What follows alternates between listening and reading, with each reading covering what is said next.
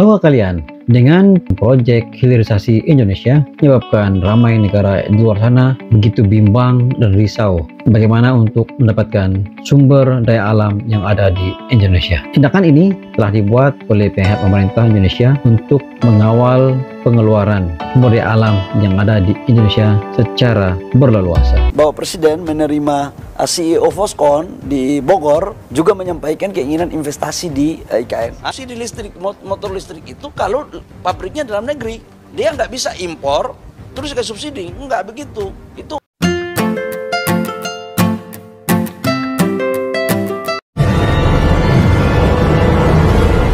Razli Studio.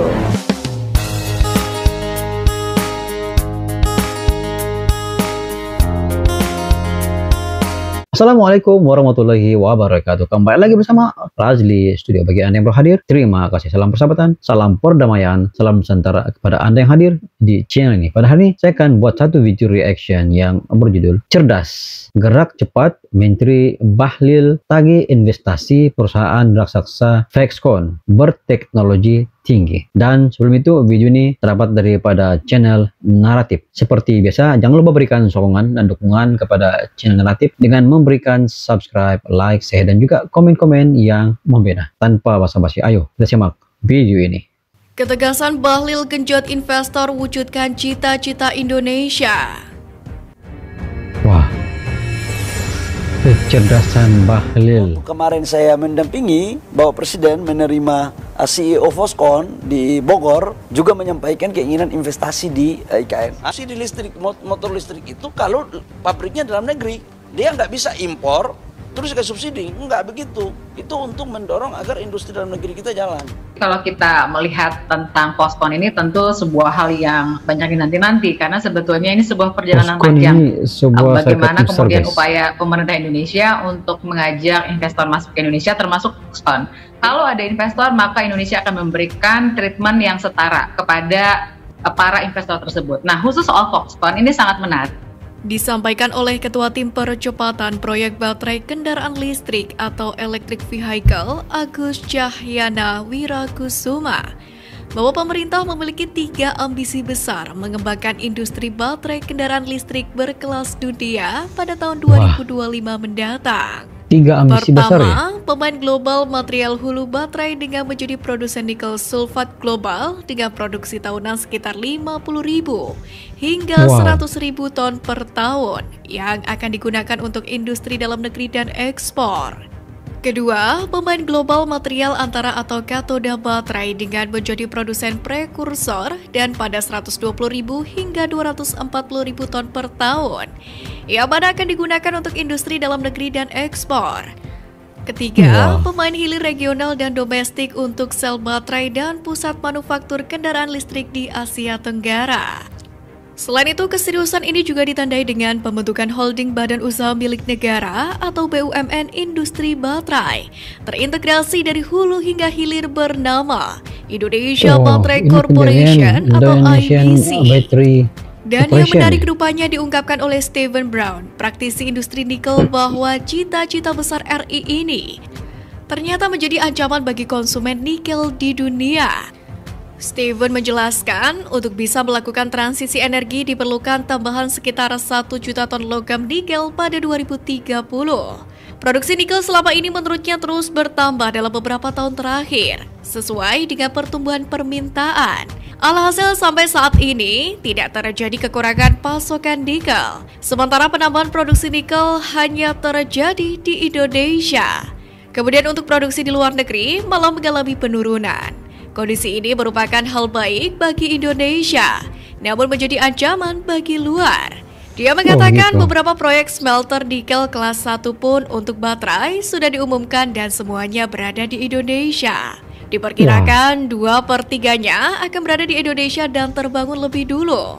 Steven pun menjelaskan proyek yang diumumkan di Indonesia jauh lebih baik karena biaya modal lebih rendah dan jadwal konstruksi bisa lebih singkat. Sementara itu, dalam hal ini para pemangku kebijakan pun juga terus bergerilya untuk mencari investor untuk mewujudkan cita-cita besar ini. Contohnya beberapa waktu lalu Menteri Investasi Indonesia, Kepala Badan Koordinasi Penanaman Modal atau BKPM, Bahlil Lahadalia, mendatangi pabrik cherry di China di sela-sela kunjungan kerjanya di sana. Bahlil dan delegasi Indonesia lainnya menurut keterangan resmi mengunjungi kantor pusat cherry di Wuhu pada Rabu 19 Juli kemarin. Dalam kesempatan yang sama, dia dan perwakilan pemerintah Indonesia lainnya juga mengunjungi Cherry Styling and Design Center. Mereka juga ke Cherry Intelligent and Connected Mega Factory. Tak dijelaskan ada apa di balik agenda Bahlil ke kantor serta pabrik cherry di negeri tirai bambu itu. Tapi Cherry sendiri merupakan salah satu pemain baru di industri otomotif Indonesia yang sudah berkomitmen untuk investasi pabrik pada masa mendatang. Dalam hal ini, Son mengaku sangat bangga mendapatkan kunjungan dari delegasi Indonesia. Ia senang dapat berbagi informasi mengenai cara Cherry membangun kendaraan inovatif dengan teknologi canggih plus desain menarik. Tidak hanya itu, dalam rangka menggait investor, Bahlil Lahadalia akan terbang ke Taiwan untuk menyambangi perusahaan manufaktur dan teknologi Foxconn. Kunjungan tersebut guna menindaklanjuti rencana pembangunan fasilitas kendaraan listrik di kawasan industri terbaru Batang, Jawa Tengah. Dalam kesempatan ini, Bahlil sekaligus memberikan bantahan jika perusahaan asal Taiwan itu digadang-gadang batal melakukan investasi di Indonesia. Untuk itu, Bahlil menegaskan bahwa investasi Foxconn tersebut akan tetap terrealisasi pada tahun ini. Seperti yang diketahui bahwa Foxconn berencana merealisasikan investasi sebesar 8 miliar US dollar, yakni untuk membangun ekosistem baterai kendaraan listrik. Rencananya Foxconn akan menggandeng beberapa perusahaan seperti Gogoro, Industri Baterai Indonesia atau IBC, dan Indica Energy. Namun hingga saat ini memang belum terlihat tanda-tanda pelaksanaan groundbreaking tersebut. Sementara itu, dalam hal ini Menko Marves Luhut Binsar Panjaitan beranggapan bahwa Indonesia memang sudah memiliki modal, yakni untuk menjadi pemain penting dalam industri mobil listrik dunia. Yakni dengan kepemilikan cadangan tembaga yang besar dan juga regulasi agar kewajiban pengusaha membuat smelter tembaga. Luhut menyebut dengan potensi pengembangan industri mobil listrik itu, bakal strategi hilirisasi timah, tembaga, nikel, kobalt, dan bauksit harus terintegrasi. Sampai di sini paham kan kenapa banyak negara maju riuh saat pemerintah Indonesia mengambil kebijakan berhenti mengekspor bahan mentah? Demikianlah video daripada channel Naratif, guys. Dikatakan bahwa Foxconn antara negara yang bakal investasi ke Indonesia dengan jumlah 8 miliar US dollar, guys. Jumlah yang cukup besar. Dan digadang-gadangkan bahwa dia akan batal. Tapi kata Menteri Bahlil itu pasti akan berlaku, guys. Dan ini memberi satu lonjakan pada investor yang ada di Indonesia dan secara langsung memberi impak kepada perkembangan ekonomi di Indonesia. Kalau kita melihat faktanya, dikatakan dalam tempo setahun Indonesia bisa mengeluarkan 50.000 hingga 100.000 ton nikel setahun, guys. Yang mana nikel ini menjadi sumber kepada baterai listrik bagi seluruh dunia. Namun begitu, pendirian Indonesian Battery Corporation dengan begitu tegas bahwa tidak semudah-mudahnya orang akan dapat mengambil nikel daripada Indonesia. Dan pada saya ini satu langkah yang bijak daripada pihak pemain industri di Indonesia untuk menjaga kepentingan Indonesia. Bukan hanya memberi kebenaran kepada orang luar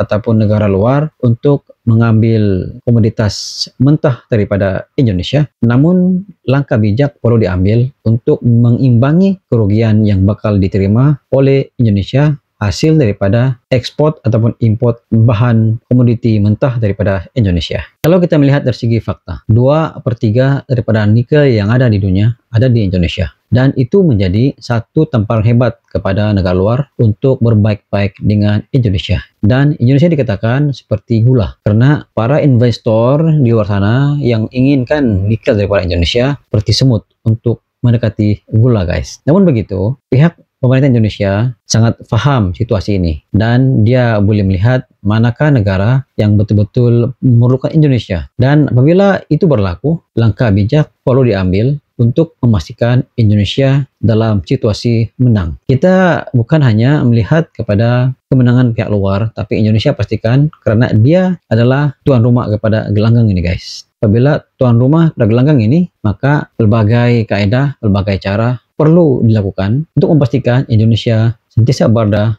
pada posisi yang bisa menang guys. Dengan proyek hilirisasi Indonesia memberi tamparan hebat kepada negara luar untuk mendapatkan komoditas bahan mentah daripada Indonesia guys. Antara komoditas bahan mentah yang sangat diperlukan oleh negara di luar sana yang sangat maju dalam berbagai teknologi kendaraan listrik seperti timah, tembaga, nikel, kabel dan juga bausut, ini menjadi satu tamparan kepada negara luar sana untuk mendapatkan bahan komoditas mentah ini daripada Indonesia guys. Langkah bijak itu perlu diambil untuk memastikan Indonesia sentiasa pada posisi yang sangat selamat berbanding dengan hanya memberi, hanya menyerah, mendapatkan pelanggan yang tidak setimpal dengan apa yang Indonesia keluarkan guys. Apakah Anda setuju sekiranya saya mengatakan bahwa proyek hilirisasi yang Indonesia lakukan pada tahun ini memberi dampak kepada perkembangan ekonomi Indonesia dan seterusnya memberi ruang dan peluang kepada Indonesia untuk menjana lebih banyak pendapatan